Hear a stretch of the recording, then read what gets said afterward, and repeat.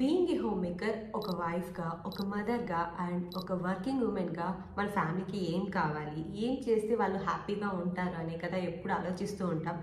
But మన గురించి మనం ఏం చేస్తే హ్యాపీగా ఉంటాం, ఏం అవసరం అండ్ మనతో మనం ఎప్పుడైనా టైం స్పెండ్ చేసామా? అలాగే మన పేరెంట్స్కి కానీ, మన పిల్లలకి కానీ, మన పార్ట్నర్కి కానీ ఎప్పుడన్నా ఐ లవ్ యూ చెప్తూ ఉంటాం. కానీ మనలో ఎంతమంది మనకు మనమే ఐ లవ్ మై సెల్ఫ్ అని చెప్పుకున్నాం? No, right? Self love, it is very important and first secret of our happiness. నన్ను అడిగితే సెల్ఫ్ లవ్ అనేది the real love that starts from inside of us. ఎప్పుడైతే మనల్ని మనం ఇష్టపడగలుగుతామో అప్పుడే అవతల వాళ్ళని కూడా అంతే ఇష్టపడగలుగుతాం. అంటే ఫస్ట్ నీకు నువ్వు వాల్యూ ఇవ్వాలి. నువ్వు ఎలా ఉన్నావో అలా యాక్సెప్ట్ చేసి ఇన్డెప్త్గా, అంటే నీ పాజిటివ్స్ కానీ నెగిటివ్స్ కానీ ఫిజికల్గా మెంటల్గా ఎలా ఉన్నా సరే నిన్ను నువ్వు ఎలా ఉన్నావో అలా యాక్సెప్ట్ చేయాలి. నీతో నువ్వు ఒక పాజిటివ్ రిలేషన్షిప్ మెయింటైన్ చేయాలి. Self love is not a selfish. So సెల్ఫిష్కి సెల్ఫ్ లవ్కి చాలా డిఫరెన్స్ ఉంది. సెల్ఫ్ లవ్ అంటే నువ్వు ఎలా ఉన్నావో అలా యాక్సెప్ట్ చేసి ఇష్టపడడం. సెల్ఫిష్నెస్ అంటే నా హ్యాపీనెస్ కోసం అవతల వాళ్ళు ఏమైపోయినా పర్వాలేదు అనుకోవడం సెల్ఫిష్నెస్. ఈ సెల్ఫ్ లవ్ ఎలా ప్రాక్టీస్ చేయాలి, ఏం చేస్తే మనల్ని మనం ఇష్టపడగలుగుతాము అంటే it will take some time. ఓవర్ నైట్లో జరిగేది కాదు. You have to practice some steps. నేను ఏవైతే నేర్చుకున్నానో అదే ఇప్పుడు చెప్పబోతున్నాను. First one, acknowledge your birth. మనం ఒక వరల్డ్లో ఉంటున్నాం.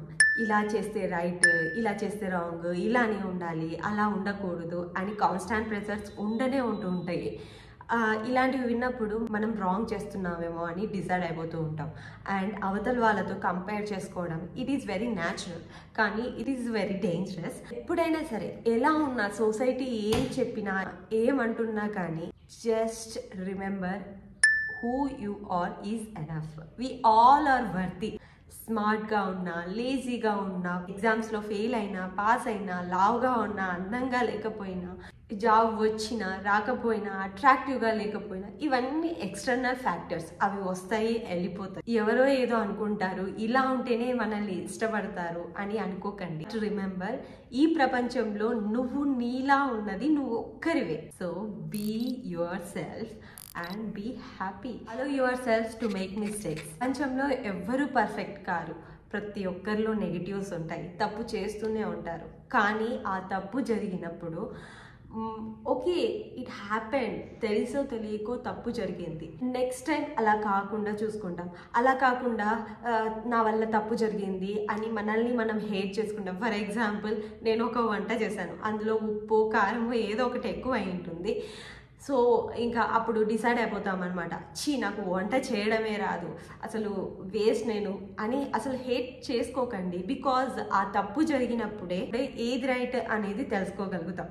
సో మిస్టేక్స్ జరిగితే జరగనివ్వండి, బట్ లర్న్ ఫ్రమ్ ఇట్. అది మన సెల్ఫ్ గ్రోత్కి ఒక క్యారెక్టర్ని బిల్డ్ చేస్తుంది. పాస్ట్లో జరిగిన మిస్టేక్స్ ఏవైతే ఉంటాయో దాని గురించి మర్చిపోండి, దాని గురించి ఆలోచించాల్సిన అవసరం లేదు. అలా మనం కాన్స్టాంట్గా చేంజ్ అవ్వగలుగుతున్నాం, గ్రోత్ అవ్వగలుగుతున్నాం. మైండ్లో ఎప్పుడు రన్ అవుతూ ఉంటుంది కదా, ఎప్పుడు పర్ఫెక్ట్గా ఉండాలి, రైటే చేయాలి అని. Just leave it. Because who you once were into who you are today and who you will be one day. Just leave it and be happy. Practice to say no. ఇది కొంచెం కష్టమైన పని. యూజువల్గా మనకి నో చెప్పాలి అంటే భయం అనమాట, అవతల వాళ్ళు ఏమనుకుంటారు, ఎలా ఫీల్ అవుతారు అని. బట్ నీకు ఇబ్బంది పెట్టే విషయం కానీ, పని కానీ, పర్సన్ కానీ నో చెప్పేది అలవాటు చేసుకోండి. మన లైఫ్లోకి చాలామంది టాక్సిక్ పీపుల్ వస్తూ ఉంటారు.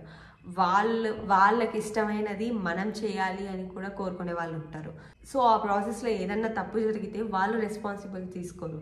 బికాజ్ నువ్వు చేసే పనికి నువ్వే రెస్పాన్సిబుల్, వాళ్ళు ఏ రెస్పాన్సిబిలిటీ తీసుకోరు.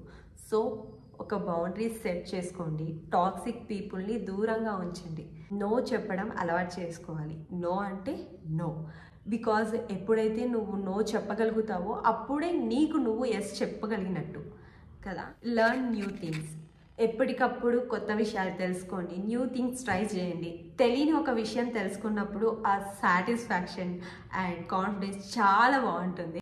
అండ్ డైలీ చిన్న చిన్న టాస్క్ గోల్స్ పెట్టుకోండి. ఆ పని కంప్లీట్ అయిన తర్వాత మనల్ని మనం అప్రిషియేట్ చేసుకోండి. ఎస్, ఈరోజు ఆ పని చేశాను అని హ్యాపీగా ఫీల్ అవుతారు. అండ్ చిన్న చిన్న విషయాలైనా పర్వాలేదు, కాన్ఫిడెన్స్గా ఉంటారు. Take care of your self.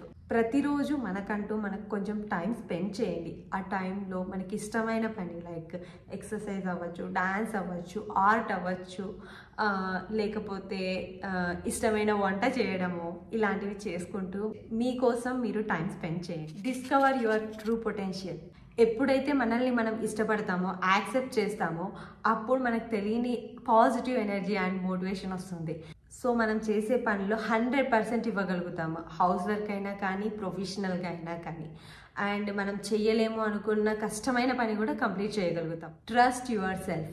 మనలో చాలా మందికి ఒక డెసిషన్ తీసుకోవాలంటే భయం వేస్తుంది అనమాట. అది కరెక్ట్గా తీసుకున్నామా, దానివల్ల ఏమైనా మిస్టేక్ జరుగుతుందా అని. మన చిన్నప్పటి నుంచి కూడా డెసిషన్స్ చాలా వరకు మన పేరెంట్సే తీసుకుంటారు. లైక్ ఏం చదవాలి, ఏ కోర్స్ తీసుకోవాలి, ఏ డ్రెస్ వేసుకోవాలి, ఎవరిని పెళ్లి చేసుకోవాలి అని. బట్ సో దీనివల్ల మనం డెసిషన్ తీసుకునే చాయిస్ అనేది తగ్గిపోతుంది, మన మీద మనకి కాన్ఫిడెన్స్ కూడా తగ్గుతుంది.